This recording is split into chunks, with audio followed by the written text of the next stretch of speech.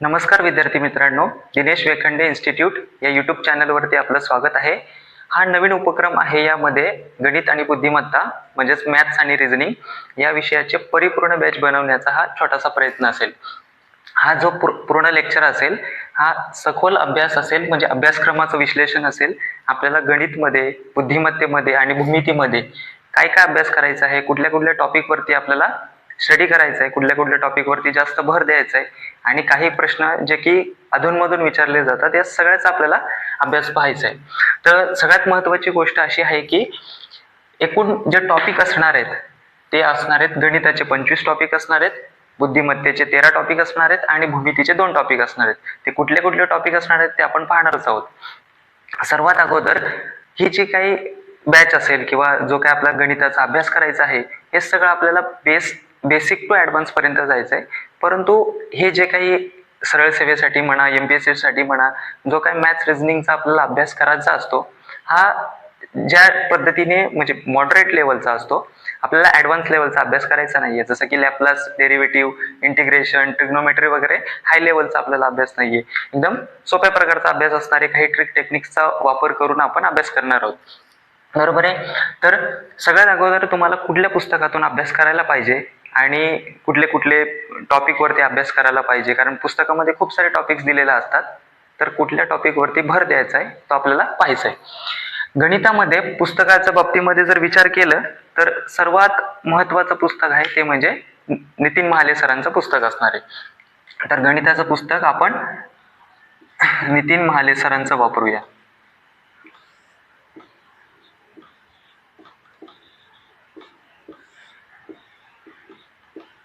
ठीक आहे. गणिताचं पुस्तक आपल्याला नितीन महाले सरांचं वापरायचं आहे, कारण नितीन महाले सरांच्या ज्या पुस्तकामध्ये जे काही उदाहरणं दिलेली आहेत ती जशी तशी आपल्याला पाहायला मिळतात. बुद्धिमत्तेचा जर विचार केला तर बुद्धिमत्तेमध्ये आपल्याला खूप सारे पुस्तकं पाहायला मिळतात, परंतु बेसिकली 2 पुस्तकं खूप चांगली आहेत बुद्धिमत्तेचा अभ्यास करण्यासाठी. तर कुठल्या कुठल्या पद्धतीची 2 पुस्तकं चांगली आहेत, तर पहिला पुस्तक आहे अनिल अंकलगी पुस्तक.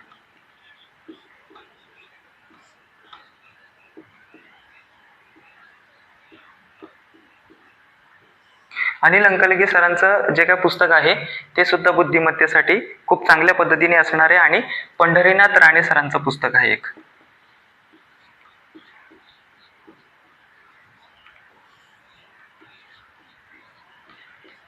ठीक आहे. आपल्याला जो काही अभ्यास करायचा आहे तो एकदम बेस लेवलचा अभ्यास असणार आहे आणि काही आपण ट्रिक टेक्निक्स वापरून जे काही चांगल्यातले चांगले किंवा हार्ड जे काही गणिताचे उदाहरणं असतात ते आपण खूप सोप्या पद्धतीने, खूप ट्रिक्सच्या पद्धतीने आपण करणार आहोत. ज्यावेळेस आपल्याला गणिताचे जे काही टॉपिक सांगणार आहे त्याबरोबर मी विश्लेषण पण सांगणार आहे. त्यामुळे हा जो लेक्चर असणार आहे तो तुम्ही पूर्ण पाहावं अशी माझी विनंती आहे. मी उद्या दिशाज्ञान याच्या टॉपिक वरती टेस्ट म्हणजे लेक्चर घेणार आहे. जर तुम्हाला लेक्चर आवडला किंवा समजला तर तुम्ही पुढचे कंटिन्यू करू शकता. आणि सगळ्यात महत्वाचं इम्पॉर्टंट गोष्ट अशी आहे की काही टॉपिक तुम्हाला एका लेक्चरमध्ये समजतील, काही टॉपिक तुम्हाला वारंवार पाहावे लागतील, जसे की 2 वेळा 3 वेळा, जास्त वेळा नाही, 2 वेळा पाहावे लागणार आहेत. काही काही ट्रिक्स टेक्निक्स समजायला अवघड असणार आहेत, परंतु एकदा तुम्हाला समजल्या तर त्यावरती गणिताचे उदाहरणं किंवा रिझनिंगचे उदाहरणं सोडवायला तुम्हाला खूप सोपं पडणार आहे. ही पूर्ण बॅच असणार आहे, हे पूर्ण युट्यूब वरती फ्री ऑफ कॉस्ट असणार आहे. आणि ज्या पद्धतीने पेड बॅच एका ऍप वरती घेतली जाते त्या पद्धतीची पूर्ण बॅच देण्याचा माझा हा उपक्रम असणार आहे. म्हणजे कुठलीही बॅच आपल्याला आता युट्यूब वरती अवेलेबल नाहीये परिपूर्ण अशा स्वरूपाची टॉपिक वाईज, पण माझा हा प्रयत्न असणार आहे की हे परिपूर्ण बॅच झाली पाहिजे. ठीक आहे. सगळ्यात महत्वाची गोष्ट आहे की दिनेश वेखंडे इन्स्टिट्यूट हे टेलिग्राम चॅनेल सुद्धा आहे. त्या टेलिग्राम चॅनेलला तुम्ही ऍड व्हा आणि तिथे तुम्हाला वेगवेगळ्या प्रकारचे नोट्स, तुम्हाला वेगवेगळे गणित मी सोडवायला देणार आहे. ती जर नाही सुटली तर माझा नंबर आहे 9673984835. ठीक आहे.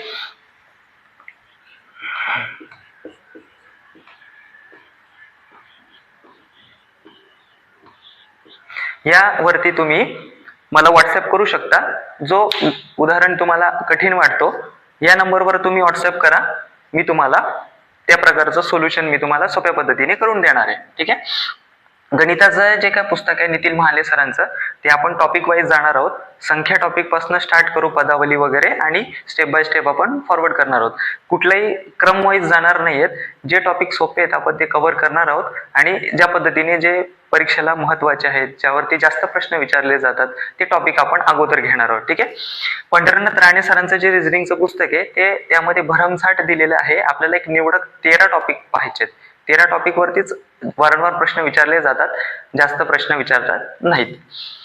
आणि राहिली गोष्ट भूमितीचं सुद्धा तुम्ही नितीन महाले सरांच्या पुस्तकातनं करू शकता, किंवा एक्स्ट्राचं जर तुम्हाला काही मटेरियल असेल तुमच्याकडे अवेलेबल. ज्या भूमितीमध्ये 2 प्रकारचे आपल्याला पाहायचे. भूमितीमध्ये पाहायचे 2D डायग्राम्स. 2D डायग्राम्स असणार आहेत, 2D डायग्राम्स आणि असणार आहेत 3D डायग्राम्स. 2D डायग्राम्स म्हणजे काय असणार आहेत? त्रिकोण, वर्तुळ, चौकोन म्हणजे आयत वगैरे त्यामध्ये असणारे. आणि 3D डायग्राम्स मध्ये असणारे तुमचं शंकू, गोल किंवा सिलेंडर टाइप मध्ये असणार आहे सगळं. ठीक आहे. आपण काही ठिकाणी तुम्हाला फॉर्म्युले पाठ करायचे आहेत, परंतु काही ठिकाणी फॉर्म्युले पाठ करण्याची सुद्धा गरज नाहीये. ते कसं असणार आहे ते मी तुम्हाला सगळं यामध्ये सांगणारच आहे. व्हिडिओ पूर्ण पहा.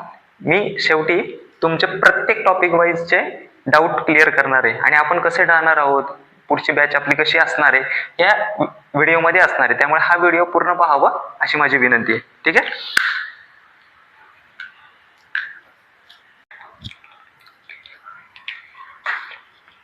गणित आणि बुद्धिमत्तेचा अभ्यास करणं का महत्वाचं आहे, यासाठी बघा आहे की कंबाईन ग्रुप बी आणि कंबाईन ग्रुप सी यासाठी प्रीला तुम्हाला 20 मार्कांसाठी 20 प्रश्न विचारले जातात.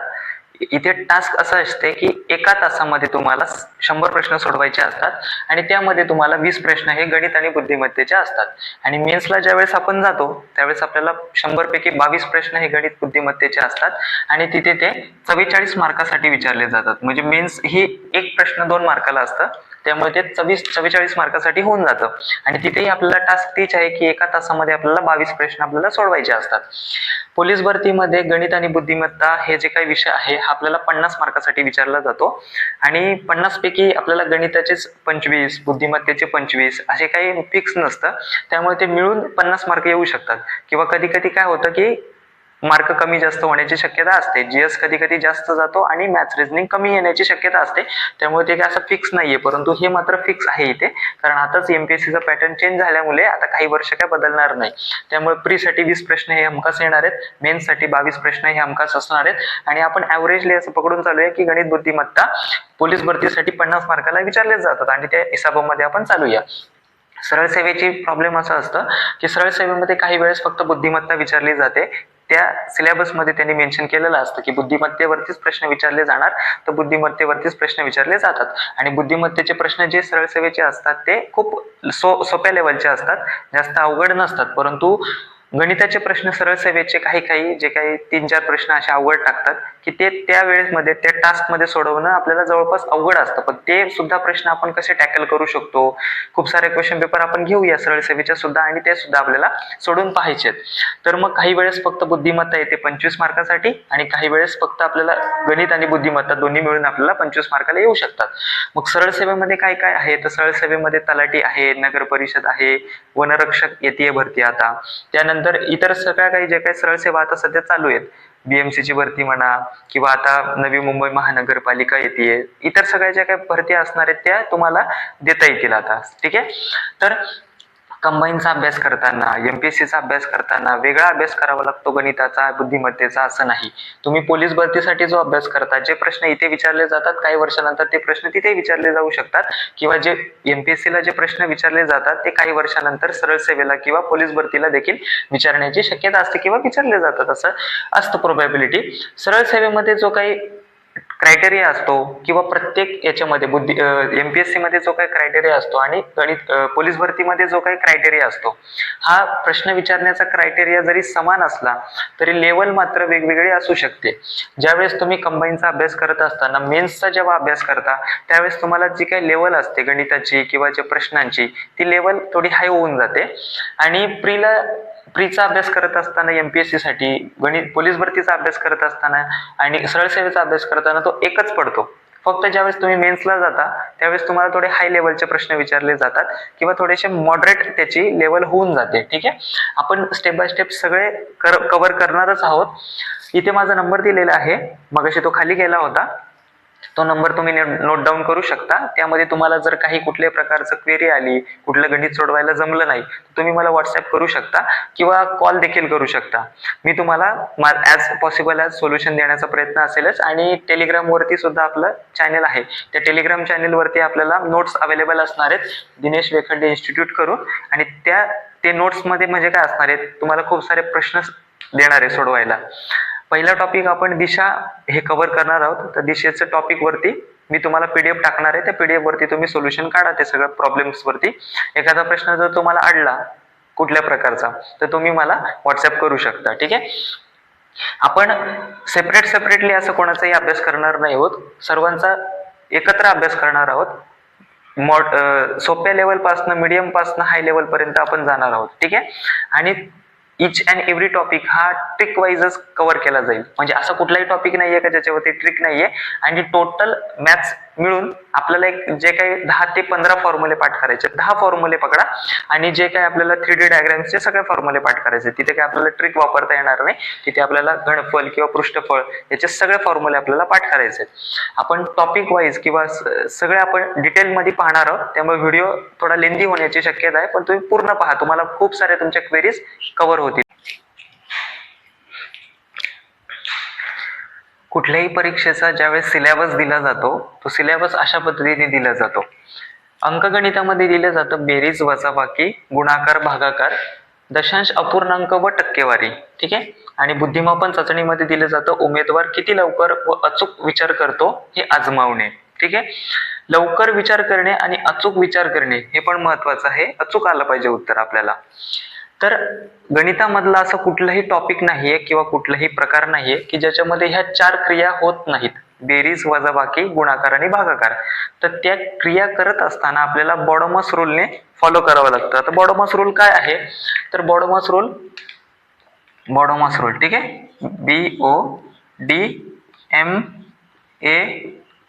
BODMAS, बॉडमास रूलचा आपल्याला वापर प्रत्येक वेळेस करावा लागतो. कारण तुम्ही कुठलीही क्रिया अशी कुठल्याही पद्धतीने करता येत नाही. म्हणजे पहिल्यांदा बेरीज केली, वजाबाकी केली, मग भागाकार केला, गुणाकार केला, त्यामुळे उत्तर आपलं चुकण्याची शक्यता आहे. त्यामुळे आपण प्रॉपरली सिक्वेन्स वाईजच जाणार आहोत. सुरुवातीला आपल्याला ब्रॅकेट सॉल्व्ह करायचं असतं, नंतर ऑफ असतं. ऑफ जास्त करून आपल्याला विचारला जात नाही, आपल्याला MPSC ला किंवा पोलीस भरतीला आपल्याला विचारत नाहीत. ऑफ हे जास्त करून SSC लेवलला असतं, पण आपल्याला आलं तरी आपल्याला शिकायचंय. त्याच्यानंतर ठीक आहे, हा ब्रॅकेट आपल्याला पहिल्यांदा सॉल्व्ह करायचंय, त्याच्यानंतर आपल्याला ऑफ सॉल्व्ह करायचंय, त्याच्यानंतर असतं डिवाइड म्हणजे असतं भागाकार पहिल्यांदा करावा लागतो, मग असतं मल्टिप्लिकेशन म्हणजे गुणाकार करावा लागतो आपल्याला, म्हणजे पहिल्यांदा भागाकारच करावा लागतो, मग गुणाकार करावा लागतो, मग ऍडिशन आणि मग सबट्रॅक्शन, हे दोघांपैकी चालतं. परंतु पहिल्यांदा आपल्याला सगळ्यात अगोदर बॉडमास मध्ये ब्रॅकेट सॉल्व्ह करून पहिले भागाकार करावा लागतो. ह्या 2 क्रिया आपल्याला लक्षात ठेवायचे. ठीक आहे, दुसरी बुद्धिमापन मध्ये आपल्याला काही गोष्टींमध्ये बेरीज वजाबाकीचं करावं लागतं. जसं की आपल्याला अंकमालिका असते, तिथे आपल्याला बेरीज वजाबाकीची गरज लागू शकते. तिथे आपल्याला खूप सारे वर्ग, घन, वर्गमूळ, घनमूळ ह्या सगळ्या गोष्टी आपल्याला पाठांतर असणं गरजेचं आहे. आणि एक 30 पर्यंत पाठ असणे गरजेचं आहे, जेणेकरून आपण उमेदवार लवकर उत्तर आणि अचूक उत्तर यायला पाहिजे ना, त्यामुळे आपल्याला पाढेपाठ करणं आवश्यक आहे. आपल्याला हळूहळू एक डेली आपण एक पाड्यांचा टास्क देत जाऊ आणि आपण एक पाडेपाठ करत जाऊ. 10 पर्यंत बेसिकली सर्वांचे पाडेपाठ असतात. आपण 11, 12, ज्या दिवशी एक पहिला लेक्चर असेल आपण 11चा पाडापाठ करू, दुसरा लेक्चर असेल आपण 12चा पाडापाठ करू, असं एक पाडेपाठ आपले झाले पाहिजे. दिवसाला एक पाडापाठ करायचा. असं 20 दिवस 20 किंवा 20 टॉपिक होता आपले 20 पर्यंत, म्हणजे 30 पर्यंत पाडेपाठ होऊन जातील.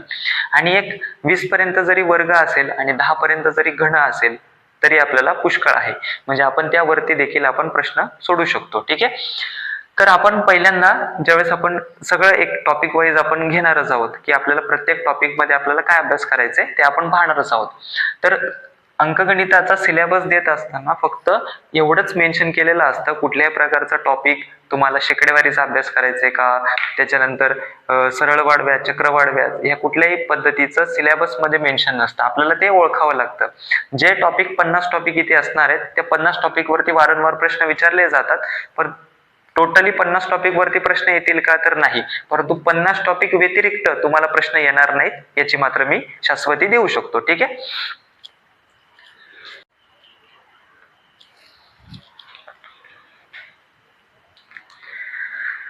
तर गणिताचे आपल्याला टोटल 25 टॉपिक आपल्याला कव्हर करायचे आहेत. त्यातला पहिला टॉपिक आहे, म्हणजे महाले सरांच्या पुस्तकावाईज मी सिक्वेन्सली जातोय. आपण तसं काही सिक्वेन्सली फॉलो करणार नाही आहोत, परंतु सिक्वेन्सली मी मात्र इन्फॉर्मेशन देतोय. ठीक आहे. तर संख्या, आणि तुम्ही काय करा की नितीन महाले सरांचं जर पुस्तक तुमच्याकडे असेल तर तुम्ही प्रत्येक टॉपिक नोट डाऊन करा, किंवा तुमच्याकडे नोटबुक असेल तर तुम्ही नोटबुक वरती सुद्धा नोट डाऊन करू शकता. पहिला टॉपिक असणार आहे संख्या. या संख्यामध्ये आपल्याला काय काय पाहायचंय, तर सगळ्यात महत्वाची गोष्ट, संख्या काय असतात, एक पासून सुरू होऊन ते अगणित संख्या आपल्याला पाहाव्या लागतात. मग या संख्या वेगवेगळ्या प्रकारच्या असतात. काही संख्या नैसर्गिक असतात, काही पूर्णांक असतात, अपूर्णांक असतात. या सगळ्या गोष्टी आपल्याला पाहायच्यात. काही मूळ संख्या असतात, काही जोडमूळ, त्याच्यानंतर वेगवेगळ्या प्रकारच्या संख्या आपल्याला पाहायच्याच आहेत. तर ह्या संख्या टॉपिक मध्ये आपल्याला काय पाहायचंय की सपोज आपल्याला आपण बघितलं की 1 ते 100, सपोज 1 ते 100 आहे, तर 1 ते 100 मध्ये एक अंक किती वेळा येतो, 2 अंक किती वेळा येतो, 0 अंक किती वेळा येतो. या 1 ते 100 मध्ये ज्या काही मूळ संख्या आहेत त्या मूळ संख्या किती आहेत, मूळ संख्यांची बेरीज किती, या सगळ्या गोष्टी बेसिकली आपल्याला विचारल्या जातात. ठीक आहे. त्यानंतर संख्या टॉपिक मध्ये दुसरं असतं पदावली. पदावलीमध्ये काय असतं, बेरीज, वजाबाकी, गुणाकार, भागाकार, या सगळ्या गोष्टी पदावलीमध्ये पाहायच्या असतात. परंतु पदावलीमध्ये पाहत असताना एक बोडमस रूल आपण पाहणार आहोत, आणि संख्या टॉपिक मधला पहिला टॉपिक आपण पदावलीच घेणार आहोत. त्यामध्ये आपल्याला कशा पद्धतीने बेरीज, वजाबाकी, गुणाकार, भागाकार करायचे, या खूप सारे प्रॉब्लेम्स आपण पाहणार आहोत, जेणेकरून तुम्हाला एक आयडिया येऊन जाईल की कशा पद्धतीने आपल्याला पुढे जायचंय. ठीक आहे. याच संख्येमध्ये आपल्याला पाहायचंय की वर्ग संख्यांची बेरीज कशी असणार आहे, घन संख्यांची बेरीज कशी असणार आहे, किंवा n नंबर ऑफ नैसर्गिक संख्यांची बेरीज कशी असणार आहे. सपोज बघा, 1चा वर्ग अधिक 2चा वर्ग अधिक 3चा वर्ग डॅश डॅश डॅश डॅश अशी बेरीज असणार आहे, आणि n नंबरचा वर्ग काय असणार आहे. ठीक आहे. किंवा आपण पकडूया की 1 अधिक 2 अधिक 3 अधिक n नंबर ऑफ किती असणार आहेत त्या संख्यांची आपल्याला बेरीज करायचे, किंवा मधूनच काहीतरी असणार आहेत. सपोज आपल्याला पकडूया की 52 पासून आपल्याला 53, किंवा जरी त्यांचं जो काही गॅप असेल तो गॅप डिफरंट जरी असेल तरी आपण बेरीज कशी पद्धतीने करणार आहोत हे सगळं आपण पाहणारच आहोत. सगळ्या पद्धतीने पाहणार आहोत. फक्त आपल्याला काय काय पाहायचं आपण पाहूया. ठीक आहे. हा आपला पहिला टॉपिक होता संख्या टॉपिक. आपल्याला दुसरा टॉपिक पाहायचा आहे. तो दुसरा टॉपिक आहे तो म्हणजे आहे स्थानिक किंमत असणार आहे. ठीक आहे. दुसरा टॉपिक असणार आहे तो आहे स्थानिक किंमत.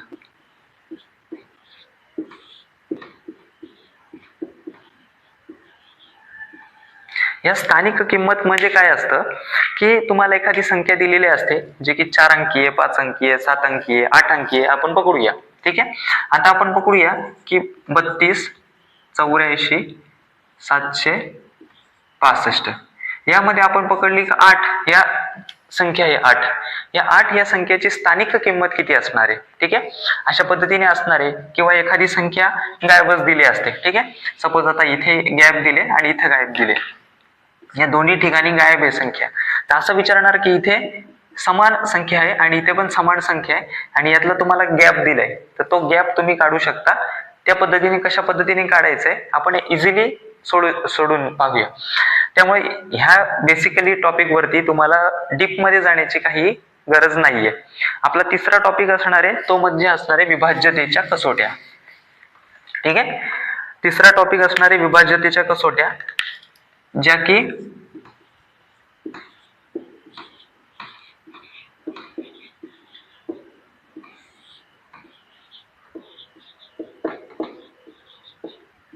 ज्या की 2ची कसोटी म्हणजे 2ने भाग जाणाऱ्या संख्या किती असणार आहेत, 3ची कसोटी, त्यानंतर 5ची कसोटी, 4ची कसोटी, 4ची कसोटी, 5ची कसोटी, 6ची कसोटी, 7ची कसोटी आणि जितक्या काय असणार आहेत त्या सगळ्या कसोट्या आपण पाहणार आहोत. जेणेकरून कधी कधी आपल्याला डायरेक्टली विचारलं जातं की 3ने भाग जाणारी संख्या शोधा, 11ने भाग जाणारी संख्या शोधा. या सगळ्या संख्या आपल्याला आपण ट्रिक वाईज किंवा ह्या ज्या काही विभाज्यतेच्या कसोट्या आहेत त्या कसोट्यांवरून आपण पाहणार आहोत. ठीक आहे, हा तिसरा टॉपिक होता. चौथा टॉपिक असणार आहे आपल्याला, त्या चौथ्या टॉपिक वरती आपल्याला अभ्यास करायचा तो आहे मसावी आणि लसावी, जो की सगळ्यात महत्वाचा टॉपिक आहे, मसावी आणि लसावी. ठीक आहे,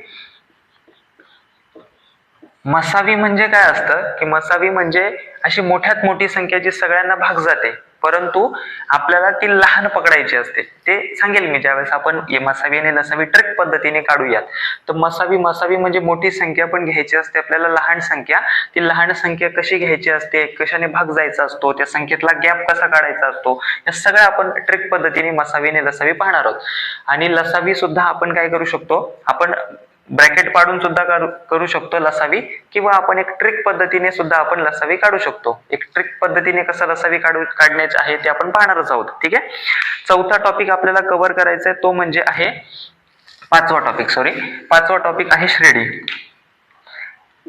पाचवा टॉपिक आहे श्रेणी. या श्रेणीवरती भरपूर वेळा प्रश्न विचारले जातात.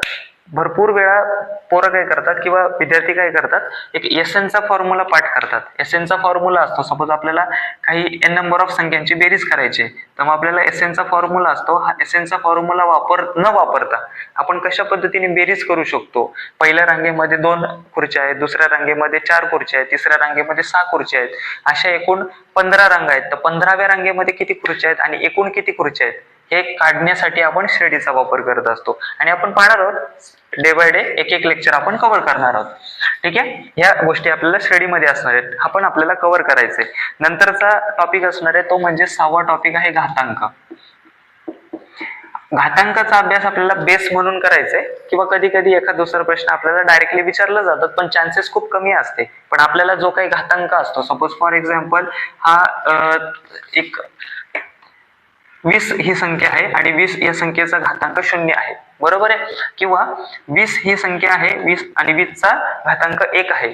तर ज्यावेळेस घातांक 0 असतो त्यावेळेस कुठली संख्या येते, ज्यावेळेस घातांक 1 असतो. ठीक आहे, ज्यावेळेस कुठल्याही संख्येचा घातांक, कुठलीही संख्या असू दे, तिचा घातांक जर 0 असेल तर आन्सर 0 येतो. ठीक आहे, आणि कुठल्याही म्हणजे कसं असतं की 20 गुणिले 0 म्हणजे 20चा 0वा घात असतो, बरोबर आहे, आणि 20 गुणिले 1 म्हणजे 20 एक वेळा गुणतो आपण ते असते 20. ठीक आहे, ज्यावेळेस 20चा ज्यावेळेस आपण दुसरा घात करतो त्यावेळेस 20 गुणिले 20 असते.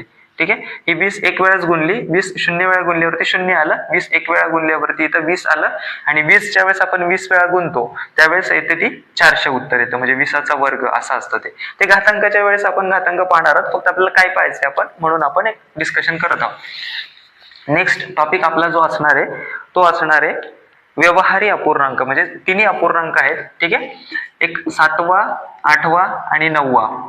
पहिला आहे व्यवहारी अपूर्णांक.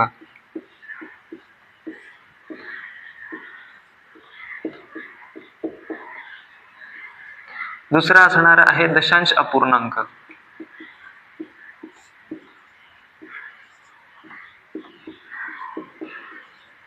आणि मग आहे आवर्ती दशांश अपूर्णांक.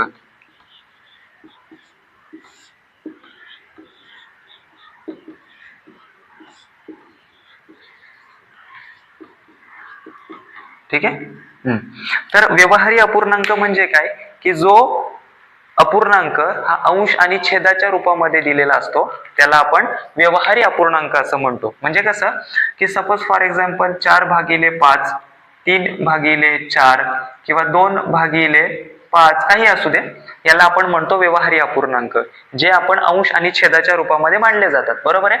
आता कधी कधी मुलांची गडबड काय होते की फॉर एक्झाम्पल 0/5 आणि 5/0 या दोघांमध्ये गडबड होण्याची चिन्ह जास्त असते. बघा इथे अंशामध्ये 0 आहे आणि इथे छेदामध्ये 0 आहे. ठीक आहे, आपण जेव्हा आपण असं म्हणतो की छेद असतं, एखाद्या भिंतीमध्ये आपला छेद असतो आपण म्हणतो, तर छेद म्हणजे काय असतो, होल असतो. मग जर छेदामध्ये ऑलरेडी आहे 0 आणि आपण अजून एक छेदाला होल करून टाकूया, म्हणजे याचा अर्थ ह्या 0 ऑलरेडी आहे आणि ह्या 0ला अजून एक 0 जॉईन केला आपण, ह्या 0ला आपण अजून एक शून्य जॉईन केलं तर आपल्याला असं इन्फिनिटी तयार होतो. म्हणजे एक ट्रिक पद्धतीने आपण कसं लक्षात ठेवू शकतो, तर या छेदामध्ये म्हणजे होल ऑलरेडी आहे त्याच्यामध्ये अजून एक शून्य आपण जोडला, 2 शून्य केले तर 5/0 किंवा कोणत्याही संख्येचा जर छेद शून्य असेल तर आपल्याला इन्फिनिटी उत्तर मिळतं, आणि 0/5 असेल तर याचं उत्तर आपल्याला 0 मिळून जातं. ठीक आहे, कशा पद्धतीने लक्षात ठेवायचंय तर 5 आणि याचं छेद म्हणजे असतं होल. आपण मराठीमध्ये छेद म्हणजे होल म्हणतो. या होल आहे ऑलरेडी आणि इथे शून्य आहे, मग इथे होल आहे आणि शून्य या दोन्ही गोष्टी इथं जॉईन केल्या आपण, आपल्याला इन्फिनिटी तयार होतं. अशा पद्धतीने तुम्ही लक्षात ठेवू शकता, किंवा असं लक्षात ठेवा की छेद शून्य असेल तर इन्फिनिटी असतो. ठीक आहे. दुसरी गोष्ट आहे दशांश अपूर्णांक. दशांश अपूर्णांक म्हणजे काय असतं, जे पॉइंट मध्ये दिलेले असतात. ठीक आहे, फॉर एक्झाम्पल 0.1 आहे किंवा 5.4 आहे, हे सगळं दशांश अपूर्णांक आहे. दशांश अपूर्णांक आहेत, किती असू शकतात. पॉइंट नंतर इकडे येणारे शून्य 1 असेल आणि पॉइंट नंतर येणारे जे काही शून्य तिकडचे असतील. कुठल्या शून्याला व्हॅल्यू असते, कुठल्या शून्याला व्हॅल्यू नसते. बघा, पॉइंट नंतर एक संख्या इथे आहे आणि याच्यानंतर आपण कितीही संख्या लिहिली आहे इकडं, तर ह्या शून्याला व्हॅल्यू नसते इकडे. त्यानंतर पॉइंट नंतर बघा, पॉइंट नंतर मी 1 लिहिला, एकाला व्हॅल्यू आहे, परंतु ती संख्या पूर्ण झाल्यानंतर इकडच्या कुठल्याही संख्येला व्हॅल्यू नाहीये, इकडच्या शून्याला व्हॅल्यू नाहीये. तसंच आता पॉइंट नंतर मी सपोज इथं 2 आणि 3 लिहिले, ठीक आहे, परंतु इथे मी कितीही शून्य लिहिले पॉइंट नंतर, इथे शून्य लिहितच चाललोय, परंतु पॉइंट नंतर येणारी जी शेवटची संख्या असते त्या शेवटच्या संख्येनंतरच्या शून्याला कुठल्याही प्रकारची व्हॅल्यू नसते. ठीक आहे, परंतु इथे शून्य एकच असेल आणि पॉइंट असेल, ह्या मात्र शून्याला व्हॅल्यू आहे पॉइंट नंतरच्या. पण एक संख्या जर आली, सपोज आपण 10 पकडूया, इथे 10 संख्या आहे पॉइंट नंतर, तर 10 नंतर ही एक संख्या आली, पॉइंट नंतर येणाऱ्या डाव्यामध्ये जी संख्या शेवटची असते त्या शेवटच्या संख्येनंतर येणाऱ्या शून्याला व्हॅल्यू नसते, आणि पॉइंट नंतर उजवीकडे येणारी जी संख्या शेवटची संख्या आहे, ठीक आहे, सपोज आपण पकडूया की ह्या 4 संख्येत आणि 4 संख्येनंतर येणारे जे काही शून्य असतील, इथून जे काही शून्य चालू झाले या शून्याला व्हॅल्यू नसणार आहे. ठीक आहे, या कुठल्या शून्याला व्हॅल्यू नसणार आहे आणि ह्या पॉइंट नंतर इकडे येणाऱ्या शून्याला व्हॅल्यू नसणार आहे. आता 10 संख्या ही पूर्ण होते, मी इकडे कितीही शून्य लिहिले तरी या शून्याला इकडे व्हॅल्यू नसणार आहे. ठीक आहे, ही कन्सेप्ट आपण डिटेल मध्ये पाहणार आहोत. हे फक्त आपल्याला एक इंट्रोडक्शन चाललंय, ज्यावेळेस मी शिकवणार तेव्हा मी प्रॉपरली शिकवणार आहे. आवर्ती दशांश अपूर्णांक म्हणजे काय, आवर्त असते म्हणजे काय, रिपिटेशन असतो. फॉर एक्झाम्पल मी जर इथे 2/3 लिहिलं, 2/3, ठीक आहे. आता जर मला याचा भागाकार करायचंय, ते आले 0, ठीक आहे, कारण दोनाला भाग जात नाही, मग 0 20 झाले, याचे 20 झाल्यानंतर साहित्रिक 18, ठीक आहे, 18 2 उरले, परत तेच आले साहित्रिक 18, परत 2 उरले, परत आले साहित्रिक 18, म्हणजे ते 20 होतच राहतात आणि असं n नंबर ऑफ रिपिटेशन होतच राहणार आहे. त्याला आपण म्हणतो आवर्ती दशांश अपूर्णांक. ठीक आहे, आणि हे झाले आपले 9 टॉपिक. आपल्याला 10वा टॉपिक जो कव्हर करायचा तो आहे नळ टाकी.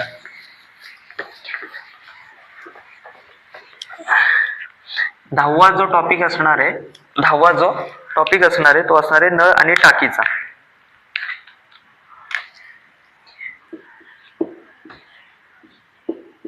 नळाचा, टाकीचा. ठीक आहे, म्हणजे काय की एका नळाने, सपोज आपल्याला नळाने टाकी भरायची आहे, आपण असं पकडूया की ही टाकी आहे, आपण इकडे नळाने टाकी भरतोय, तर एक नळ असताना याला आपल्याला असं पकडूया की 15 मिनिटं लागतात. ठीक आहे, 15 मिनिटं लागतात. आता 2 नळ झाले, या 2 नळाने सेम प्रकारचं पाणी किंवा सेम लेवलचं पाणी, ह्या नळाची कॅपॅसिटी सुद्धा समान आहे आणि ह्या 2 नळांची कॅपॅसिटी सुद्धा समान आहे. ज्यावेळेस 2 नळ येतात त्यावेळेस त्याला लागतात निम्मा वेळ लागतो, कारण 2 नळ आहेत. आता मी नळांची संख्या अजून वाढवली तर नळांची संख्या आपली झाली आहे 3. म्हणजे याचा अर्थ काय, जसं जसं मी नळांची संख्या वाढवतो लागणारा जो वेळ आहे तो कमी होत जातो. म्हणजे याचा अर्थ की नळ आणि पाणी भरण्यासाठी लागणारा जो वेळ आहे तो व्यस्त प्रमाणामध्ये आहे. समप्रमाण काय आहे, व्यस्त प्रमाण काय आहे ते आपण सगळं पाहणार आहोत. फक्त एवढं लक्षात असू द्या की नळाने जी आपण टाकी भरतोय, जो लागणारा काळकाम मजूर सुद्धा असू दे, काळकाम मजुरामध्ये सुद्धा जो मजुरांची संख्या आणि लागणारे जे तास असतात ते तास नेहमी व्यस्त प्रमाणामध्ये असतात. काय असतात, व्यस्त प्रमाणामध्ये असतात. हे लक्षात असू द्या. हे व्यस्त प्रमाण काय आहे, समप्रमाण काय आहे हे आपण पाहणारच आहोत. ठीक आहे, हा झाला नळ आणि टाकीचा उदाहरण किंवा नळ आणि टाकीमध्ये काय पाहायचंय आपल्याला, सगळं पाहायचंय. ए आणि बी, ए नळाने इतका वेळ लागणार आहे, बी नळाने इतका वेळ लागणार आहे, ए आणि बी नळाने एकत्र मिळून काम केले किंवा एकत्र पाणी भरले तर किती वेळ लागणार आहे, हे सगळं आपण करणारच आहोत. ठीक आहे. काळ, काम आणि मजूर. 11वा जो टॉपिक आहे तो आहे काळ, काम, मजूर. म्हणजे काय की एक काम एक माणूस इतक्या इतक्या दिवसात करतो. सपोज आपण पकडूया की एक काम हा 15 दिवसात करतोय, बी काम 30 दिवसात करतोय. या दोघांच्या लसावी मेथडने आपल्याला सॉर्ट आउट करायचंय. ठीक आहे. ए व्यक्ती अमुक अमुक दिवसानंतर काम करून सोडून गेला, मग त्याच्यानं जागी बी आला, बी ने काम केलं, बी सोडून गेला, सी आला. असं वेगवेगळ्या प्रकारची उदाहरणं असतात. ती सगळ्या प्रकारची उदाहरणं आपल्याला काळ, काम, मजूर मध्ये आपल्याला पाहिजेत. ठीक आहे. हे झालं 11वा टॉपिक काळ, काम, मजूर याचा. आता आहे 12वा टॉपिक. 12वा टॉपिक असणार आहे सरासरी आणि रेल्वे. 12वा टॉपिक आहे सरासरी. त्याच्यानंतर आहे 13वा टॉपिक आहे रेल्वे. 12वा टॉपिक जो सरासरी आहे, त्या सरासरीच्या टॉपिक मध्ये आपल्याला काय पाहायचंय तर कितीही म्हणजे सपोज आपल्याला ह्या वेगवेगळ्या संख्या दिल्यात, या संख्यांची आपल्याला सरासरी करायची असेल तर आपण या सगळ्या संख्यांची बेरीज करतो, भागिले 4 करतो. ही बेसिक आहे. परंतु आपल्याला असं दिलेलं असतं की एखादा खेळाडू आहे, त्यांनी अमुक अमुक डाव्यामध्ये हे संख्या केल्या, त्यामुळे त्याची सरासरी वाढली. त्यामध्ये आपल्याला एक फॉर्म्युला पाठ करायचा, एक फॉर्म्युला असणार आहे. म्हणजे सरासरी वाढ किंवा घट हा जो फॉर्म्युला आहे त्या फॉर्म्युल्यावरती सगळं डिपेंड असणार आहे. म्हणजे सरासरी वाढ, सरासरी घट जी काही एक फॉर्म्युला आहे, त्या फॉर्म्युला कसा वापरायचा, काय करायचं हे सगळं आपण पाहणारच आहोत. त्यावेळेस ज्या पद्धतीने जेव्हा मी शिकवेल तेव्हा तुम्हाला प्रॉपरली कळून जाईल. ठीक आहे. दुसरा टॉपिक आहे जो आहे रेल्वे आहे. रेल्वे, या रेल्वेमध्ये आपल्याला एक फॉर्म्युला वापरायचे, तो आहे DTV. म्हणजे काय असतं, डी म्हणजे असतं डिस्टन्स. ठीक आहे, डिस्टन्स. त्याच्यानंतर असतं टाइम आणि इथं असते वेलोसिटी. वेलोसिटी. आता हे अंतर असतं, अंतर, हे असतं वेळ आणि हा असतं वेग. ठीक आहे. हा, तर आपल्याला ज्या वेळेस कन्वर्जन करायचं असतं, कन्वर्जन की किलोमीटर पर हरचं कन्वर्जन कसं करतात किंवा मीटर पर सेकंडचं कन्वर्जन आपल्याला हर मध्ये कसं करायचं असतं ते आपण पाहूया पहिल्यांदा. तर सर्वात अगोदर किलोमीटर प्रति तास याचं कन्वर्जन आपल्याला मीटर पर सेकंड मध्ये करायचंय आणि मीटर पर सेकंडचं कन्वर्जन आपल्याला किलोमीटर पर हवर मध्ये करायचं. ठीक आहे. हा, तर इकडे लक्ष द्या. किलोमीटर कडून म्हणजे मोठ्या संख्येकडून आपण लहानकडे जातोय. ठीक आहे, लहानकडे जातोय. मोठ्याकडून जेव्हा आपण लहानकडे जातोय तेव्हा लहान संख्या वरती घ्यायची आणि मोठी संख्या खाली घ्यायची. आता हे कुठून आले ते मी तुम्हाला सांगतो, परंतु मोठ्या संख्येकडून, किलोमीटर मोठं आहे, मीटर लहान आहे. ठीक आहे, किलोमीटर लहानकडे जातोय म्हणून लहान संख्या वरती, आता इथे लहानाकडून मोठ्याकडे जातोय म्हणून मोठी संख्या वरती. म्हणजे ज्या वेळेस आपल्याला मीटर पर सेकंडचं कन्वर्जन आपल्याला किलोमीटर प्रति तास करायचं असेल त्यावेळेस आपल्याला 18/5 करावं लागतं. आता हे 18/5 कुठून आले तर बघा, आपल्याला किलोमीटर प्रति तास आहे. आता 1 किलोमीटर म्हणजे 1000 मीटर असतात, 1000. आणि तास, तास असतात 3600 सेकंद असतात, मीटर पर सेकंड. एका तासामध्ये 60 मिनिटं असतात, त्या 60 मिनिटांमध्ये 60 सेकंद असतात प्रत्येकी, आणि मग ते झाले 3600 सेकंद. आता याचे वरचे 2 शून्य गेले, खालचे 2 शून्य गेले.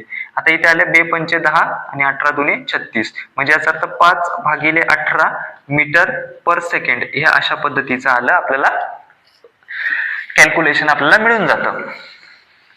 हा झाला आपला रेल्वेवरचा टॉपिक. त्याच्यामध्ये आपल्याला एखादा पोलीस आहे, तो चोराला पकडायला चाललाय, तर तो किती वेळानंतर त्याला भेटेल, हे सगळ्या पद्धतीचे उदाहरण आपल्याला या टॉपिक मध्ये कव्हर करायचे. नेक्स्ट टॉपिक आहे शेकडेवारी नफा तोटा गुणोत्तर प्रमाण. नंतरचा टॉपिक आहे शेकडेवारी. ठीक आहे, तर शेकडेवारी आपल्याला 14वा टॉपिक आहे.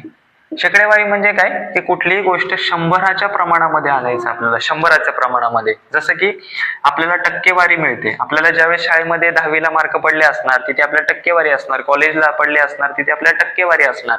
तर ती टक्केवारी आपल्याला 100च्या प्रमाणामध्ये असते. ज्या पद्धतीने आपल्याला सपोज असं पकडूया की माझे टोटल 600 प्रश्न होते, 6 विषयांचे 700 प्रश्न, त्यापैकी मला असं पकडूया की 500 मार्क मिळाले, तर 600 पैकी 500 मिळाले असं असतं. तर 100 पैकी किती मिळाले, ठीक आहे. तर 600 पैकी 500 मिळाले, तर 100 पैकी किती मिळाले, ह्या पद्धतीने आपण शेकडेवारी काढू शकतो, ठीक आहे. त्यानंतरचा टॉपिक आहे नफा तोटा. शेकडेवारी नंतर 15वा टॉपिक आहे नफा तोटा. 15वा टॉपिक आहे नफा आणि तोटा, ठीक आहे. एखादी वस्तू जी की 100 रुपयाला आहे, 100 रुपयाला आहे, ही 100 रुपयाची माझी खरेदी आहे आणि मी खरेदी केल्यानंतर ही जी वस्तू आहे ती वस्तू मी सपोज 120 रुपयाला विकली आणि हीच वस्तू मी जर इफ पॉसिबली मी 80 रुपयाला विकली. जर मी खरेदी माझी 100 रुपये मी जी 120 रुपयाला विकली तर मला 20 रुपये एक्स्ट्रा मिळाले, ते असतं माझं नफा. आणि जी वस्तू मला 80 रुपयाला विकली, काही प्रॉब्लेम झाला असेल, अशा कंडिशन मध्ये आपण कमी किमतीला विकतो, तर 80 रुपयाला विकल्यानंतर आपल्याला इथे 20 रुपये कमी मिळतात, तो 20 रुपये आपल्याला झाला इथे तोटा. हे आपल्याला डिटेल मध्ये पाहायचंय, आपण त्यावेळेस पाहूया, फक्त आपल्याला एक इंट्रोडक्शन म्हणून पाहतोय. 15 झाले.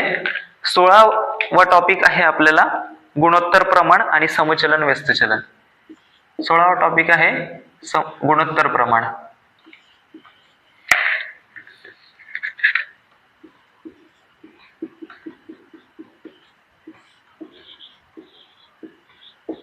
ठीक आहे, हा पण खूप महत्वाचा टॉपिक आहे. गुणोत्तर प्रमाण म्हणजे काय असतं, एक कुठलेही प्रमाण सपोज असं 4:3 आहे, 4:3 आहे, याला आपण ह्या पद्धतीने सुद्धा लिहू शकतो, ठीक आहे. अपूर्णांक आपण याला भाग देऊ शकतो, परंतु गुणोत्तर प्रमाणामध्ये कुठल्याही याला आपल्याला भाग देता येत नाही. याचा जो काही मॅक्सिमम फॅक्टर असतो किंवा आपल्याला याचा फॅक्टर जो असतो हा 1 असतो, म्हणजे याला कुठल्याही प्रकारचा भाग जात नाही अजूनही, ठीक आहे. सपोज फॉर एक्झाम्पल 8 4 असते, तर आपल्याला याचं 4 एकाच 2 आपल्याला घेता आलं असतं, 4 1 4 4 2 8, म्हणजे याच्यानंतर याचा भाग जात नाही, म्हणजे याला आपण म्हणतो गुणोत्तर प्रमाण. गुणोत्तर प्रमाण असं असतं की ज्याचा शेवटचा भाग हा एकानेच गेला पाहिजे, त्याच्यामध्ये भाग जाता कामा नये, याला आपण गुणोत्तर प्रमाण म्हणतो. सगळं आपण डिटेल मध्ये पाहणार आहोत, फक्त आपल्याला एक टॉपिकचे लिस्ट हवी आहे म्हणून आपण हे सगळं पाहतोय.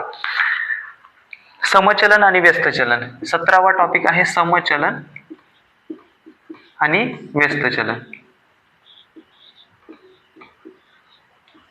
समचलन म्हणजे काय आहे की सपोज फॉर एक्झाम्पल माझ्याकडे मी 10 दिवस काम केले आणि मला प्रत्येकी एका दिवसासाठी मला असं पकडूया 1000 रुपये मानधन मिळतं, ठीक आहे. जर मी 10 दिवस काम केले तर मला 10,000 रुपये मानधन मिळणार, म्हणजे याचा अर्थ दिवस वाढले इकडे तर इकडे रुपयाची किंमत सुद्धा वाढते, म्हणजे इकडे ह्याची 1 वरून 10 आलो वाढलं, याचं 1000 वरून 10,000 झाले वाढले, म्हणजे ज्यावेळेस दोन्ही बाजूला किमती वाढल्या जातात, जर लेफ्ट साइड वाढली तर राईट साइड सुद्धा वाढते, याला आपण समचलन असं म्हणतो.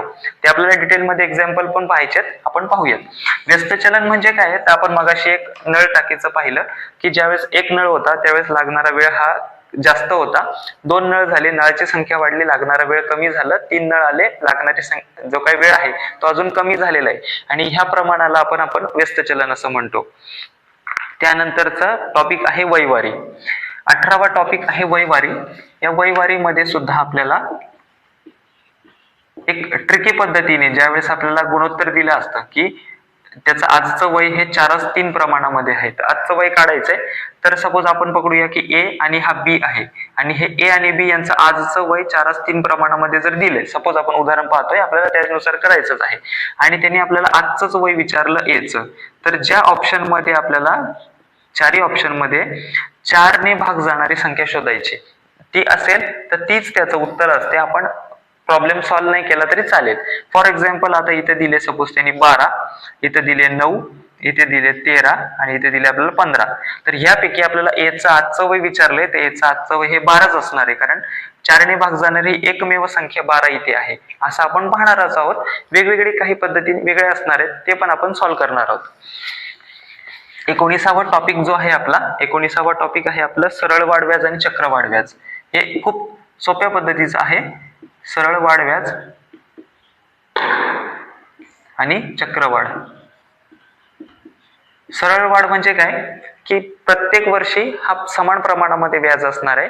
तो आजही सेम असणार आहे, 10 वर्षानंतरही सेम असणार आहे.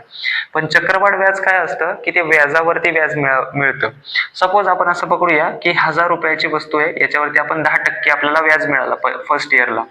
तर 10% याला आपल्याला मिळतं 100 रुपये. ठीक आहे. आता हे 100 रुपये व्याज आपल्या मुद्दलामध्ये मिळवायचं, हे झालं आपल्याला 1100. या 1100 वरती परत आपल्याला 10% दुसऱ्या वर्षी मिळालं, तर 10% मिळालं, हे झालं 110 रुपये. ठीक आहे.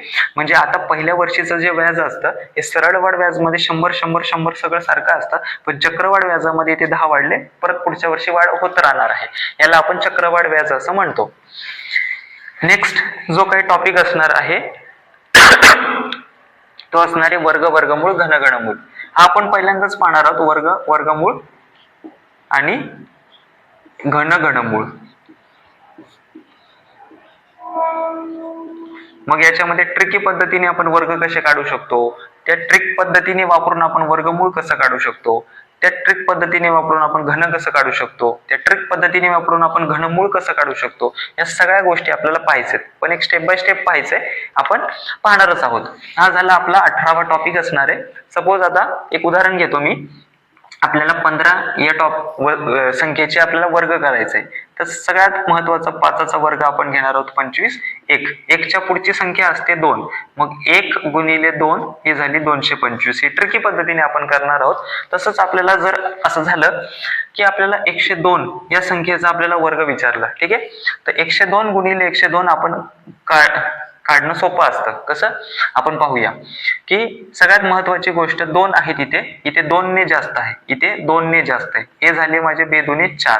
मी इथे 0,4 लिहिलं, कारण संख्या ज्यावेळेस आपण वर्ग करतो त्यावेळेस 2च्या पटीने लिहावं लागतं. हे माझं आलं 4 आलं, 2 दुणे 4. ठीक आहे.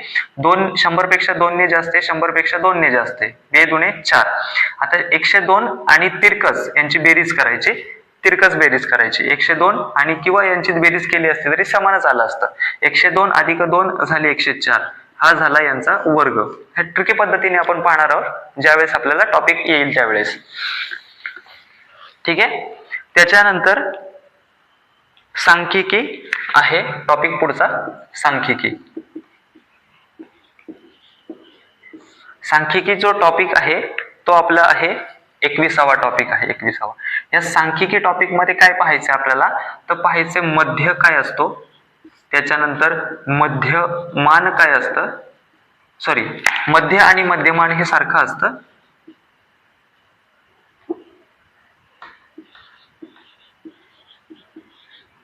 त्याच्यानंतर मध्यक असतं आणि शेवटचं असतं मध्य, मध्यमान सारखं असतं, मध्यक असतं आणि शेवटचं असतं बहुलक. ह्या तिन्ही गोष्टी आपल्याला पाहायच्या आहेत. मध्य, मध्यमान असतो, मध्य आणि मध्यमान जी असते ती असते त्याची सरासरी. त्या सगळ्या संख्यांची आपण सरासरी काढली की आपल्याला मध्यमान मिळतं. मध्यक काय असतं, तर ती असते मधली संख्या. ज्यावेळेस आपण सोडू त्यावेळेस आपल्याला एक्झॅक्टली कळणार आहे मध्यक म्हणजे काय आहे, तेव्हा डोंट वरी. बहुलक म्हणजे काय आहे की सगळ्यात जास्त वेळा जी संख्या येते ती असते त्याचा बहुलक. ठीक आहे. अशा पद्धतीने पाहणारच आहोत आपण. फक्त आज आपल्याला टॉपिक कुठले कुठले अभ्यास करायचे ते आपण पाहतोय. सूट, रिबेट आणि कमिशन. 22वा टॉपिक आहे सूट, रिबेट आणि कमिशन.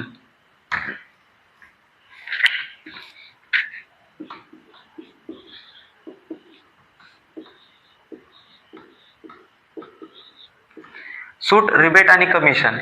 तर ज्या वेळेस आपल्याला जो काही नफा तोटा आपण पाहतोय त्यावरती एक वेगळा टॉपिक आहे, सब टॉपिक आहे त्याचाच रिलेटेड, की एखादा ज्यावेळेस कमिशन असतो, एक दलाल असतो, तो दलाल त्याची कमिशन घेत असतो.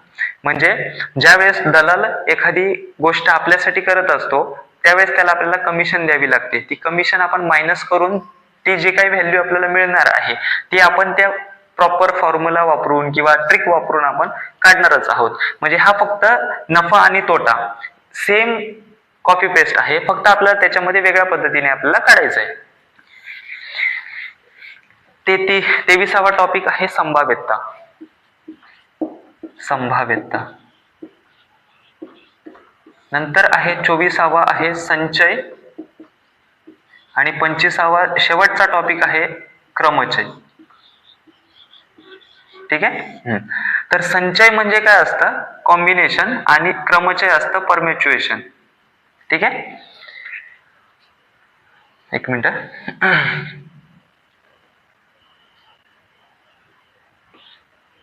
ठीक आहे. संचय म्हणजे कॉम्बिनेशन मेथड आणि परम्युच्युएशन मेथड. ठीक आहे. संभाव्यता म्हणजे काय असते, प्रोबॅबिलिटी असते, शक्यता असते की सपोज तुम्ही एक ठोकळा उडवला, सपोज तुम्ही पत्ते खेळताय आणि पत्ते एखाद्या आपल्याला एक पत्ता कोइन्सिडेंटली काढायचे, तर तो 52 पत्त्यांपैकी कुठलाही एक पत्ता असू शकतो, त्याची आपल्याला संभाव्यता काढायची आहे. तर एक सिंगल काढायला आपल्याला सोपं असतं, परंतु ज्यावेळेस दोन गोष्टी येतात, ज्यावेळेस असं येतं की 3 लाल कलरचे बॉल आहेत, 4 निळ्या कलरचे बॉल आहेत आणि 5 हिरव्या कलरचे बॉल आहेत, या सगळ्या मधून आपल्याला 2 अनिश्चित पद्धतीने आपल्याला 2 बॉल काढले असेल तर ते बॉल हिरवे येतील, ते बॉल लाल येतील, याची संभाव्यता आपल्याला काढायची असते. संचय मध्ये काय असतं, कॉम्बिनेशन करायचं असतं कुठल्याही गोष्टीचं, की आपल्याला एक कमिटी बनवायची. कमिटीपेक्षा आपण बघूया की टीम बनवायचे. ठीक आहे. क्रिकेट टीम बनवायचे. या क्रिकेट टीम मध्ये आपल्याला एकूण 11 प्लेअर गरजेचे असतात, परंतु आपण नेताना 15 प्लेअर घेऊन जातो एक्स्ट्रा म्हणून. त्या 15 पैकी आपल्याला 11 घ्यायचे, तर ते आपण कुठल्या पद्धतीने घेऊ शकतो, किती कॉम्बिनेशन येऊ शकतात, त्याला आपण संचय म्हणतो. त्याच्यानंतर क्रमचय असतं की फॉर एक्झाम्पल आपल्याला 3, 2, 4 आणि 7 आहे, या 4 संख्या वापरून आपल्याला 3 अंकी संख्या बनवायचे, 4 अंकी संख्या बनवायचे, तर त्या किती प्रकारे बनवू शकतो आपण, या सगळं असतं क्रमचय मध्ये. ठीक आहे. या सोप्या पद्धतीने आहे. हा टॉपिक 1 दिवसाचा आहे. एकदम ट्रिकी पद्धतीने, एकदम सोप्या पद्धतीने मी करून सांगणार आहे, त्यामुळे डोंट वरी, आपण सगळ्या गोष्टी पाहणारच आहोत.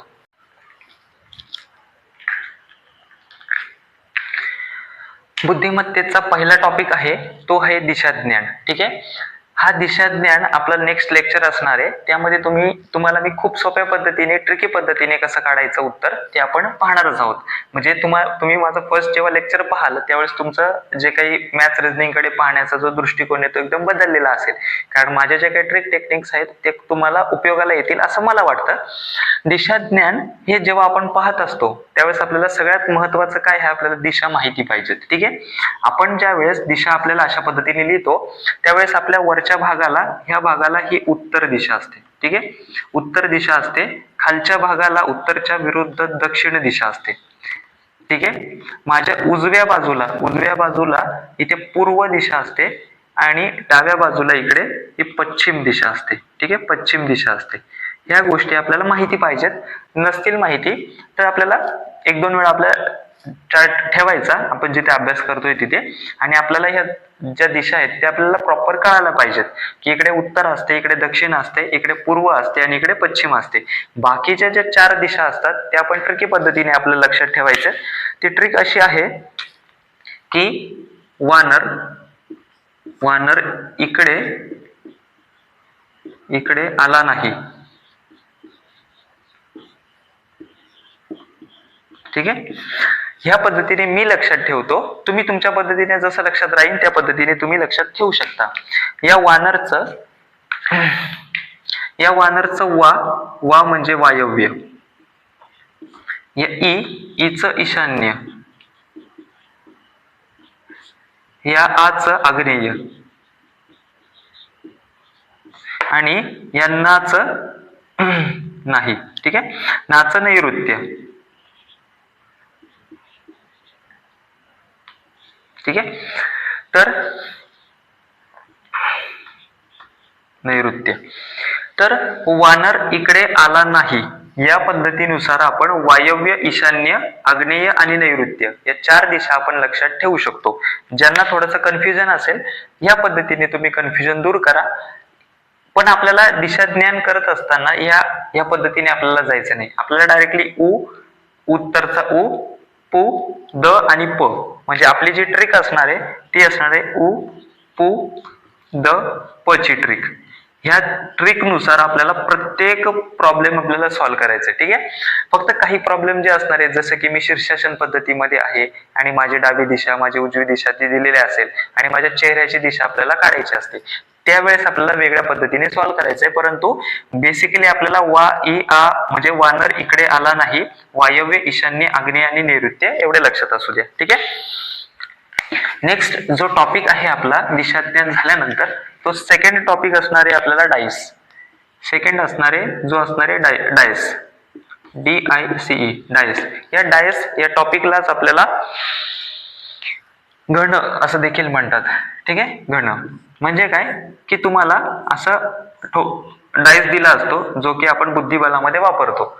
याच्यामध्ये इकडे 6 आहेत, इकडे 2 आहेत, इकडे 4 पॉइंट आहेत, त्यानंतर इकडे सुद्धा असे 6 आहेत. ठीक आहे. आणि इथे 3 आहेत, इकडे एकच आहे. ठीक आहे. तर आपल्याला दिला असतो की 4च्या विरुद्ध बाजूला कुठली संख्या असणार आहे किंवा 4च्या विरुद्ध बाजूला कुठले पॉइंट्स असणार आहेत. तर आपण या पद्धतीने जे काही क्लॉकवाईज किंवा घड्याळाच्या दिशेने मांडून आपण काढू शकतो. जसं की इथे 6 आहेत, पहिल्यांदा जे काही कॉमन आहेत ते कॉमन एकाखाली एक लिहायचे. ठीक आहे. आता आपल्याला क्लॉकवाईज पद्धतीने आपल्याला जायचे. क्लॉकवाईज म्हणजे काय की ही 6 झाल्यानंतर घड्याळाच्या दिशेने मग 4 आहे, त्याच्यानंतर 2 आहे. ठीक आहे. तसंच ह्यामध्ये घड्याळाच्या दिशेने आपल्याला जायचं. इथे 6 आहे, इथे 3 आहे, इथे 1 आहे. 6 आहे, इथे 3 आहे, इथे 1 आहे. म्हणजे काय की 4च्या विरुद्ध बाजूला 3 आहे आणि 2च्या विरुद्ध बाजूला 1 आहे. मग उरलेली जी संख्या आहे 5 ती 6च्या विरुद्ध बाजूलाच असणार आहे, कारण टोटल 6 असतात. ठीक आहे. या पद्धतीने आपण ट्रिक टेक्निक्सने जाणार आहोत. सगळ्या गोष्टी ज्या दिवशी प्रॉपरली उदाहरण घेऊ त्यावेळेस तुम्हाला कळून येईल. आपला जो तिसरा टॉपिक असणार आहे, तो तिसरा टॉपिक असणार आहे बैठक व्यवस्था. तिसरा टॉपिक आहे बैठक व्यवस्था. बैठक व्यवस्थेमध्ये आपल्याला असं दिलं असतं, एकतर ते राऊंड वाईज बसलेले आहेत किंवा एका दिशेकडे तोंड करून बसलेले आहेत. ज्या वेळेस आपल्याला वर्तुळाकार भोवती बसलेले असतात तर त्यावेळेस आपल्याला असे 4 बसलेले आहेत किंवा 6 बसलेले आहेत किंवा 8 बसले आहेत असं घेऊ शकतात. कधी कधी ते अष्टकोन देतात, कधी त्रिकोण देतात, कधी चौकोन देतात. कुठलीही आकृती जरी दिली तरी तुम्हाला वर्तुळच घ्यायचंय. 4 दिले, सपोज आता चौकोन आहेत असं म्हटलं की ते चारही चौकोनाच्या चारही बाजूंना बसतात, तरी वर्तुळच घ्यायचं आणि असं 4 पॉइंट दाखवायचे. इथे एक बसलाय, इथे एक बसलाय, इथे एक बसलाय आणि इथे एक बसलाय. कुठलीही आकृती दिली, षटकोन असो अष्टकोन असो, तुम्हाला वर्तुळच घ्यायचंय. त्यानंतर ते एका विशिष्ट दिशेकडे तोंड करून बसले आहेत असा जरी प्रश्न आला तरी तुम्हाला उत्तरेकडे तोंड करून बसलेत अशा पद्धतीने आपल्याला घ्यायचंय. म्हणजे फॉर एक्झाम्पल असं आलं की 8 लोक आहेत, ते 8 लोक आपल्याला दक्षिणेकडे तोंड करून बसलेले आहेत, परंतु आपल्याला मानायचं ते उत्तरेकडेच तोंड आहे. मग ते 8 लोक ह्याच दिशेला पाहत आहेत असं पाहायचं. त्याच्या उजवीकडे दुसऱ्या बाजूला बी बसलाय, ह्या सीच्या उजवीकडे दुसऱ्या बाजूला बी बसलाय आणि डावीकडे तिसऱ्या बाजूला सपोज डी आहे. तर अशा पद्धतीने आपण घेऊन ते काढू शकतो. ठीक आहे. हे झालं तिसरा टॉपिक आपला बैठक व्यवस्था. आपला चौथा जो टॉपिक असणार आहे रिझनिंग मध्ये, आपण आता रिझनिंगचे टॉपिक पाहत आहोत. 13 टॉपिक आपल्याला पाहायचे, त्यापैकी 3 झाले. चौथा जो टॉपिक असणार आहे रिझनिंगचा तो असणार आहे घड्याळ आणि ठीक आहे घड्याळ असणार आहे घड्याळ. आता घड्याळ पाहत असताना ठीक आहे, ज्या वेळेस घड्याळात 12 वाजले असतात 12, त्यावेळेस त्यामध्ये 0 डिग्रीचा कोन तयार होतो. ज्या वेळेस 3 वाजले असतात त्यावेळेस 90 डिग्रीचा कोन तयार होतो. ज्यावेळेस 9 वाजले असतात त्यावेळेस देखील 9 वाजले असतात तेव्हा 9 डिग्रीचा कोन, 3 वाजले असतात तेव्हा 9 डिग्रीचा कोन तयार होतो. आणि ज्यावेळेस आपल्या 6 वाजले असतात, सरळ रेषेमध्ये असतात. ठीक आहे. इथे 6 वाजले असतात तर 6 वाजले असताना त्याच्यामध्ये 180 डिग्रीचा कोन तयार होतो, कारण ही सरळ रेषा आहे. ज्यावेळेस ही सरळ रेषा असते त्यावेळेस हा 180 डिग्रीचा कोन असतो. बरोबर. हे दोन्ही काटे एकावरतीच एक असतात म्हणून येथे 0 डिग्रीचा कोन तयार होतो. हे सगळं आपल्याला प्रॉपर पाहायचंय, ज्यावेळेस टॉपिक असेल त्यावेळेस पाहायचंय. मग असं विचारणार की 2:34 किती अंशाचा कोन तयार होतो. त्यानंतर घड्याळामध्ये असं पकडा की 2 ते 3 वाजता घड्याळामध्ये किती वाजता 90 डिग्रीचा कोन तयार होईल. त्यावेळेस आपल्याला फक्त 60/11 हा संख्या लक्षात ठेवायचंय. 2 ते 3 वाजता म्हणजे याचा अर्थ 2 वाजून पूर्ण झालेले आहेत 2 वाजलेले आहेत आणि 2 वाजून समथिंग काहीतरी मिनिटं होणार. सपोज आपण पकडूया की 2 वाजून 30 मिनिटं होणार असं पकडूया. तर 2 ही पूर्ण वाजली असणार आणि समथिंग काहीतरी मिनिटं झाले असणार. त्यामुळे आपल्याला किंवा जी संख्या अशी दिली 2 ते 3 वाजता किंवा 4 ते 5 वाजता त्याची पहिली संख्या घ्यायची, पहिली संख्या. आणि 60 ते 11 यामध्ये आपण काय करूया, असं पकडू की 0 डिग्रीचा कोण किती वेळा वाजेल. तर ते 0 डिग्री आपले 12 वाजता होते, 12 वाजता. मग 12 वाजेपासून आपल्याला 4 वाजेपर्यंत 12 नंतर 1 2 3 4 असे 4 घ्यायचे आणि या 4 ने गुणायचं. याला शिकवणार आहे मी प्रॉपरली. 0 डिग्रीचा कोण आपल्याला पाहायचे. 0 डिग्रीचा कोण 4 ते 5 वाजता किती वाजता होतो. 0 डिग्रीचा कोण आपला 12 वाजता होतो. 90 डिग्रीचा कोण आपला 3 आणि 9 वाजता होतो आणि 180 डिग्रीचा कोण आपला 6 वाजता होतो. ज्या वेळेस 0 डिग्रीचा कोण काढलाय त्यावेळेस 12 वाजेपासून आपण मोजले 4 ते 5, 12 नंतर 1 वाजला, 2 वाजले, 3 वाजले आणि 4 वाजले, म्हणजे 4 तास झाले 12 नंतर. ज्यावेळेस 90 डिग्रीचा कोण करायचं 3 वाजेपासून 9 वाजेपासून मोजायचं. ज्यावेळेस 180 डिग्रीचा कोण करतो आपण त्यावेळेस 6 वाजेपासून मोजायचं. मग आपण ज्यावेळेस असं केलं 6 24 आणि 240 भागिले 11 याचं सिम्प्लिफाय केलं. 11 2 22 उरले 2 20, 11 1 11 उरले 9. अशा पद्धतीने आपण काढू शकतो. ठीक आहे. हे झाले घड्याळ. घड्याळानंतरचा दुसरा टॉपिक आहे तो आहे आपला कालमापन. ठीक आहे. घड्याळानंतर आहे कालमापन. कालमापन म्हणजे काय, एखादी डेट दिली आहे. सपोज आपण पकडूया की महाराजांचा जो जन्म आहे 19 फेब्रुवारी आणि 19 फेब्रुवारी 1630 रोजी आपल्या महाराजांचा जन्म झाला. तर ह्या महाराजांच्या जन्मदिवशी कुठला वार असणार आहे आपल्याला पाहायचंय. तर आपल्याला हे 29 चे 1 कमी करून 30 चे 1 कमी करून 29 घ्यायचे. ह्या 30 मध्ये एकूण किती लीप वर्ष आले 728, 4 घ्यायचे आणि पुढचं फेब्रुवारी, जानेवारी महिन्याचे 3 दिवस आणि फेब्रुवारीचे 19 दिवस असे घ्यायचे. कुठल्याही प्रकारचे ट्रिक टेक्निक्स, कुठल्याही प्रकारचे आपल्याला संख्या लक्षात ठेवायचे नाहीये. ही प्रॉपर ट्रिक आहे. कशी फॉलो करायची हे सगळं उत्तर आल्यानंतर किती घ्यायचं हे सगळं आपण पाहणारच आहोत ज्यावेळेस आपल्याला कालमापनचा टॉपिक आपण पाहणार आहोत. पुढचा जो काही आपल्याला टॉपिक कव्हर करायचा आहे त्या टॉपिकचं नाव आहे 6वा टॉपिक, तो आहे रांगेतील क्रम.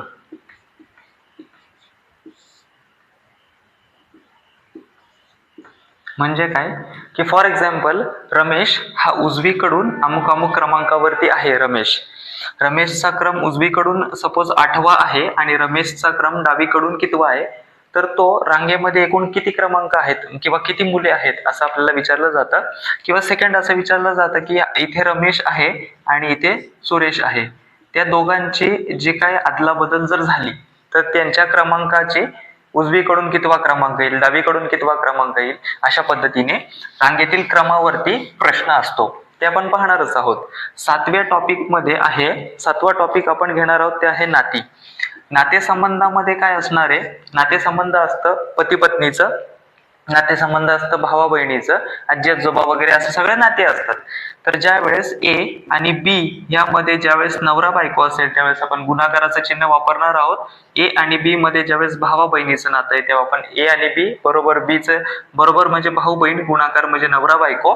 ज्यावेळेस अशी चिन्ह असेल ए कडून बी कडे येत आहे याचा अर्थ बी हा मुलगा किंवा मुलगी असेल आणि ए हा वडील किंवा आई असणार आहे. अशा पद्धतीने आपण नातेसंबंध पाहणार आहोत. ज्यावेळेस आपण प्रॉब्लेम घेऊ ते आपल्याला कळेलच. 8व्या क्रमांकामध्ये आहे सांकेतिक भाषा. सांकेतिक भाषा आहे. सांकेतिक भाषेमध्ये काय आहे तर सपोज इट प्रॉपर फूड साठी फूड आहे. या इट प्रॉपर फूड साठी त्यांनी डॉलर, पर्सेंटेज आणि हॅशटॅग हे चिन्ह वापरलंय. त्यानंतर दुसरं आहे की ड्रिंक प्रॉपर मिल्क वॉटर. आपण बघूया ड्रिंक प्रॉपर वॉटर. तर इथे त्यांनी असं पकडूया की हॅशटॅग त्यानंतर @ आणि एक वेगळा चिन्ह वापरला. तर यामध्ये प्रॉपर हा कॉमन आहे. हॅशटॅग कॉमन नाहीये, हॅशटॅग कॉमन आहे, पर्सेंटेज कॉमन नाही. प्रॉपर हा त्याचबरोबर हॅशटॅग आणि इथे पण हॅशटॅग आहे, इथे प्रॉपर आहे. याचा अर्थ ह्या प्रॉपर साठी हे हॅशटॅग वापरलं आहे. अशा पद्धतीने सांकेतिक भाषा हे आपल्याला पाहायचं. आपण ज्यावेळेस येईल प्रॉपरली त्यावेळेस आपण पाहणारच आहोत. 9वा टॉपिक आहे तर्क अनुमान.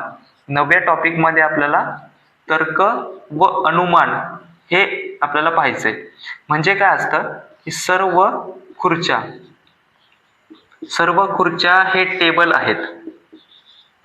तर काही टेबल हे खुर्च्या आहेत असं असतं. त्यानंतर सर्वच्या सर्व टेबल हे पेन आहेत. तर मग आपल्याला त्या पद्धतीने निष्कर्ष काढायचं असतं. हे असतं तर्क व अनुमान मध्ये.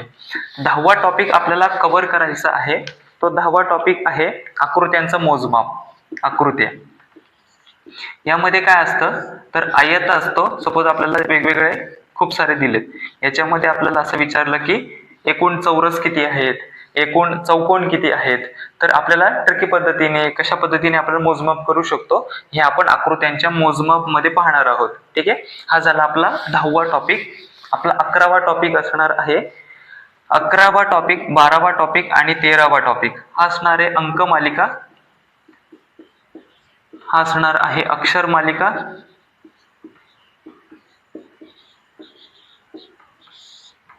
आणि असणार आहे लयबद्ध मांडणी. ठीक आहे. अंकमालिकेमध्ये काय असणार आहे 3, 7, 15, 31 अशा पद्धतीने 3 दुने 6 अधिक 1 7, 7 दुने 14 अधिक 1 15, 15 दुने 30 अधिक 1 31. अक्षर मालिकेमध्ये काय असणार आहे ए 2. सपोज आता काहीतरी सोडलं, इथे एफ असेल, इथे एच असेल, तर कशा पद्धतीने ते बदलतात. याच्यामध्ये कितीचा गॅप आहे, याच्यामध्ये कितीचा गॅप आहे, पुढचं काढायचं. किंवा 3 संख्या दिलेल्या असतात. लयबद्ध मांडणीमध्ये जसं A A A, B B B, C C C C C या पद्धतीची लयबद्ध मांडणी असते. अशा पद्धतीने आपल्याला हे 13 टॉपिक म्हणजे टोटल रिझनिंगचे गणिताचे आपल्याला 25 टॉपिक असे आपल्याला टोटल 38 टॉपिक झाले. आता आपल्याला भूमितीचे 2 टॉपिक आपल्याला पाहायचे. भूमितीचे 2च टॉपिक आपल्याला कव्हर करायचे. त्यामध्ये आहे 2D डायग्राम आणि 3D डायग्राम. तर भूमितीमध्ये 2D आणि 3D या 2 प्रकारचं आपल्याला उदाहरणं पाहिजेत. 2D म्हणजे काय तर 2D म्हणजे आपल्याला त्रिकोण, वर्तुळ, चौकोन किंवा हे हा चौकोन पकडा म्हणजे चौरस, आयत आपल्याला असे पाहायचे. आपल्याला त्रिकोणाचा जरी फॉर्म्युले पाठ असतील तरी आपण ह्या चौरसासाठी 2 त्रिकोण वापरू शकतो. ठीक आहे. हे अशा पद्धतीने आपल्याला हा चौरसाचा झालाय.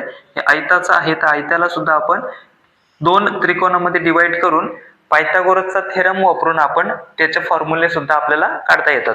म्हणजे याचा अर्थ आपल्याला एक त्रिकोणाचा फॉर्म्युला पाठ असेल, एक वर्तुळाचा एकच फॉर्म्युला पाठ असेल, ते पण वर्तुळाचा पण फॉर्म्युला पाठ करायची गरज नाही. आपण ट्रिकी पद्धतीने वर्तुळाचं काढायचं कसं ते काढणार आहोत. ट्रिकी पद्धतीने त्रिकोणाचं क्षेत्रफळ, त्रिकोणाची परिमिती कशी काढायची ते आपण पाहणार आहोत. 3D मध्ये काय असतं, 3D मध्ये असतं शंकू, 3D मध्ये असतो सिलेंडर आणि 3D मध्ये असतं घन. ठीक आहे. गोल असतं. तर आणि इतर देखील असतात जसे की इष्टिका चिती असते वगैरे. तर आपल्याला ह्याच्यामध्ये ह्याचं फॉर्म्युले सगळ्याच्या सगळे पाठ करावे लागतात. परंतु याचे फॉर्म्युले सगळे पाठ नसतील तरी पण आपण एकानुसार दुसऱ्याचं रिलेशन आपण जोडू शकतो. याच्यामध्ये कसं असतं की शंकूपासून आपल्याला गोल तयार केलं, त्या गोलाचं घनफळ आपल्याला काढायचंय, त्याची त्रिज्या आपल्याला काढायचंय. तर आपण त्या पद्धतीने दोघांचे फॉर्म्युले जर आपल्याला माहिती असतील तर आपण दोघांसोबत कोरिलेट करून काढू शकतो. अशा पद्धतीचे हे टोटल टॉपिक्स होते. आपण पहिल्यांदा बीजगणिताचे किंवा आपण गणिताचे 25 टॉपिक पाहिले, त्याच्यानंतर बुद्धिमत्तेचे 13 टॉपिक पाहिले आणि भूमितीचे 2 टॉपिक पाहिले. असे टोटल किती टॉपिक आपल्याला कव्हर करायचे, कुठल्या कुठल्या मुद्द्यांवरती आपल्याला अभ्यास करायचा आपण टोटली पाहिलेलं आहे. आपण डेली एक टॉपिक कव्हर करणार आहोत. काही टॉपिक साठी 2 दिवस लागण्याची शक्यता आहे, परंतु सगळ्या गोष्टी ह्या ट्रिकी पद्धतीने असणार आहेत. त्यामुळे तुम्ही प्रॉपरली ह्या चॅनेलवरती राहा.